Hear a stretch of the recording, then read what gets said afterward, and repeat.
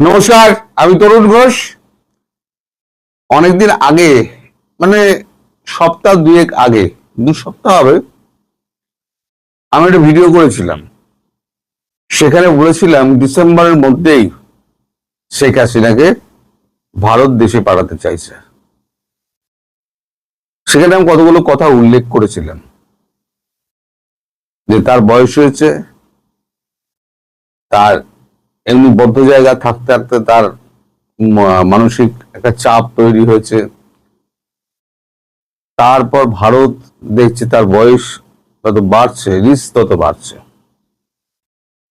আজকে যদি ভালো মন্দ কিছু হয়ে যায়, তাহলে পুরো দোষটা এসে ভারতের ঘাড়ে পড়বে। আমি ভিডিওর শেষে কমেন্ট বক্সে ওই ভিডিওর লিঙ্কটা দিয়ে দেবো, যদি আপনারা পারেন একবার ওই লিঙ্কটা টাচ করে একবার দেখে নেবেন আমি তখন কি বলেছিলাম, আজ কি বলছি তার সঙ্গে কোনো মিল আছে কিনা। এখন তখন আমি একটা কথা তখন আমি উল্লেখ করিনি, ইচ্ছাকৃতভাবে উল্লেখ করিনি, কারণ ভারতের কাছে এখন যে কথাটা চারদিকে রটে বেড়াচ্ছে, তাকে মারার একটা পরিকল্পনা, ভারতের কানে এটা অনেক আগেই ছিল। সেটা আমি আপনাদের উল্লেখ করিনি, কারণ এটা ভাঙতে বলা হয়নি। এখন যখন বেরিয়ে গেছে, অনেকেই যখন বলছেন, তখন আমার আর বলতে বাধা নেই যে এরকম একটা পরিকল্পনা কিন্তু তৈরি হয়েছে, এবং সেটা বাস্তবায়ন কিভাবে হবে না হবে, চারদিক দিয়ে তার কিন্তু সিকিউরিটি কন্ট্রোল তার নজর রাখছে। এমনি তার নিরাপত্তা ত্রিস্তরীয় নিরাপত্তা বলা হয়, আমি আগেও আপনাদের বলেছি, মানে থার্ড লেয়ার।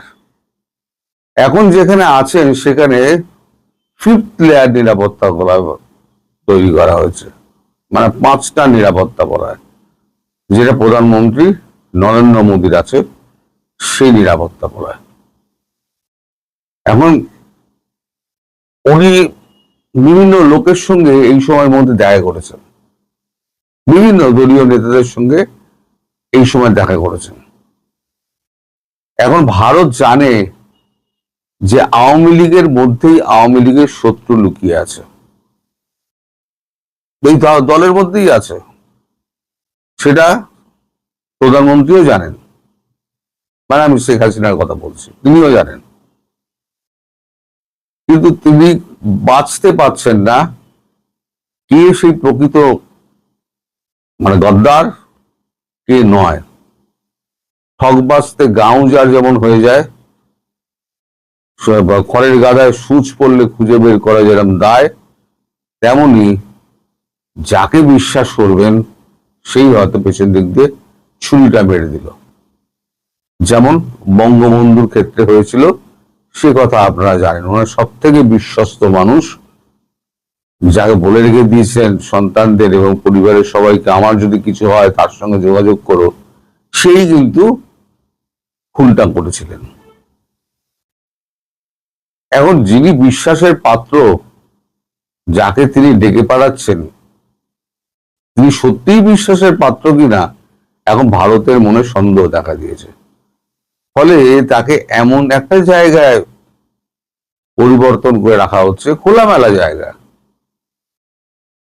এবং তার সঙ্গে এই ডিসেম্বরের মধ্যে আর কারোর যোগাযোগ করতে দেওয়া হবে না। মানে সে দলীয় নেতা হোক, কর্মী হোক, যেই হোক, একমাত্র তার পরিবারের লোক ছাড়া কাউকে দেখা করতে দেওয়া হবে না, শেখ পরিবারও নয়। কারণ ভারত আর কোন রকম রিস্ক নিতে চায় না। ভারত অপেক্ষা করছিল বেঙ্গল ইলেকশনের উপরে, কারণ যত বাধা ছিল এই বেঙ্গল ইলেকশন, যতক্ষণ না পর্যন্ত বেঙ্গল জয় করা হচ্ছে ততক্ষণ পর্যন্ত ভারত কিন্তু নিশ্চিন্ত থাকতো না। কারণ এপারে যদি গদ্দার থাকে, ওপারে যদি গদ্দার থাকে, দুই গদ্দারের সীমান্তের এপারে ওপারে যদি মিল হয়ে যায়, সীমান্তের কাঁটাতারের এপারের ওপারে অন্ধকারে, তার এপারে কিন্তু কোনো খেলাই ঠিক মতো হবে না, নিরাপত্তা নিশ্চিত হবে না। তো ওই কারণে আমি বলেছিলাম, বারবার বলে আসছিলাম যে বাংলাদেশের ব্যাপারে সিদ্ধান্ত দিতে গেলে নির্বাচনটা অবধি অপেক্ষা করতে হবে।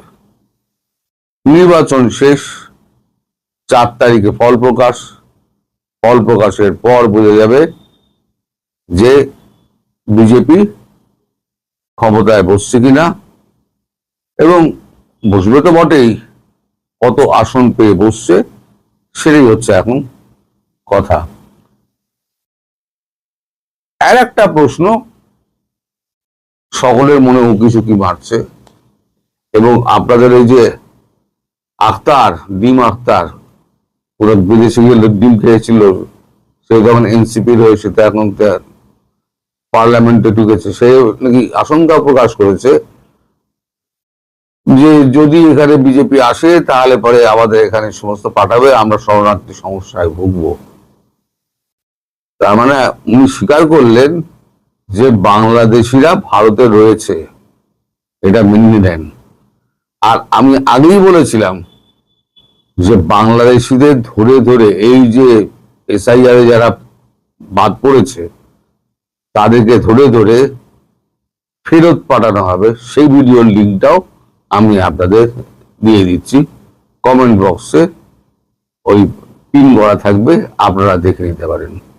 আমি যে কথাটা বলেছিলাম সেই কথাটাই হিমন্ত বিশ্ব শর্মা বলেছেন, যে রাতের অন্ধকারে গেট খুলে সমস্ত পার করব।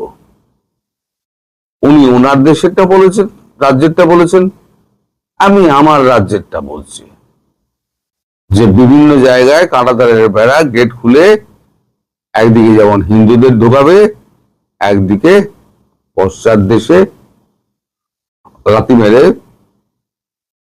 কিছু কয়েক লক্ষ লক্ষ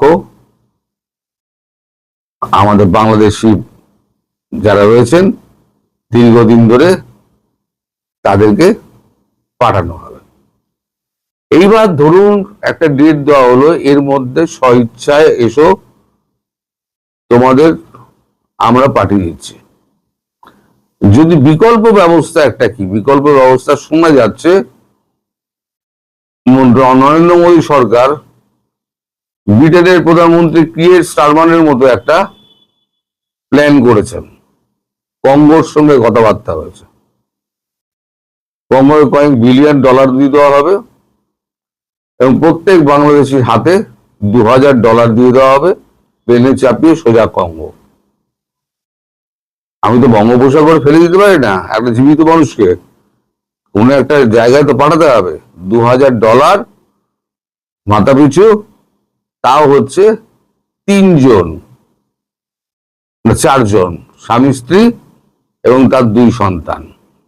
আর যদি স্বামী স্ত্রী থাকে তাহলে 2 2 4, স্বামী স্ত্রী আর 2 সন্তান থাকলে $8,000। ওই 4টের বেশি, 5টা 6টা 10টা আপনি সন্তান উৎপাদন করুন, 1 পয়সাও আপনি পাবেন না। কঙ্গোর টিকিটটি কিন্তু আপনার থাকবে, আপনি সোজা কঙ্গো চলে যান, ওখানে গিয়ে বসবাস করবেন। আর না হলে পরে আপনি সুস্থিরভাবে বাংলাদেশে নিজের দেশে গিয়ে থাকুন। এখন তার যে আশঙ্কা কিন্তু অমূলক নয়, কারণ আমি আশঙ্কার কথাটা কিন্তু আগেই শুনিয়ে রেখে দিয়েছি। এসআইআর কিন্তু এনআরসির মতো, এনআরসির প্রায় অর্ধেক হয়ে গেল, এরপরই ভোটটা হয়ে গেলে হয়ে যাবে এনআরসি, যেটা হবে ন্যাশনাল রেজিস্ট্রেশন সার্টিফিকেট। সেইটা হয়ে গেলে আরো ধরা পড়বে। তার আগে যদি পালাতে পারে বা চলে যেতে চায়, তাহলে ফরেন রেজিস্ট্রেশন অ্যাক্টের অফিস, তার ডিরেক্টর যারা আছে তারা ব্যবস্থা করে দেবে, করে দিলে তোমরা চলে যাও। তো মূল কথায় ফিরি, শেখ হাসিনার ব্যাপারটা। শেখ হাসিনার জন্য এখানে এমন একটা বাড়ি দেখা হচ্ছে, জায়গা দেখা হচ্ছে, যাত্রী সেটা অত্যন্ত বড়। আর ভারতবর্ষে বড় বড় জমিদার বাড়ি আর আপনার রাজপ্রাসাদের তো অভাব নেই। বড় বড় রাজপ্রাসাদ রয়েছে, যেগুলো মেনটেন করা, সুন্দরভাবে মেনটেন করা। যে কোনো একটা রাজপ্রাসাদে তাকে ঢুকিয়ে দেওয়া হবে, একদম নৌকর চাকর সমস্ত কিছু দিয়ে, সেক্রেটারি ফেক্রেটারি দিয়ে, ডাক্তার ফাক্তার দিয়ে, সেনার ওইখানে রেখে দেওয়া হবে। এবং নিরাপত্তা বলয় তো থাকবেই, তারপরে সেগুলো সেটা থাকবে কোন একটা বিমান ঘাঁটির আশেপাশে। এইবার আপনারা খুঁজুন যে বিমান ঘাঁটির আশেপাশে মহীশূর থেকে রাজস্থান অথবা পাঞ্জাব থেকে, রণজিৎ সিং এর পাঞ্জাব থেকে আর এদিকে কাশ্মীরের মহারাজা পর্যন্ত কোন অঞ্চলে কতগুলো রাজপ্রাসাদ রয়েছে যেখানে উনি থাকতে পারেন। এটা আপনারা চিন্তা করে আমাকে কমেন্টে জানাবেন। আমি দেখতে চাই আপনারা কজন ধরতে পারছেন। তবে হ্যাঁ, ডিসেম্বরের মধ্যেই শেখ হাসিনা ফিরবেন। আর তারেক রহমানের কি হবে সেটা আমি কালকে আপনাদের বলবো। আজকে শেখ হাসিনার ব্যাপারের মধ্যেই জিনিসটা আপাতত আবদ্ধ থাক। সবাই ভালো থাকবেন, সুস্থ থাকবেন, সাবধানে থাকবেন। নমস্কার।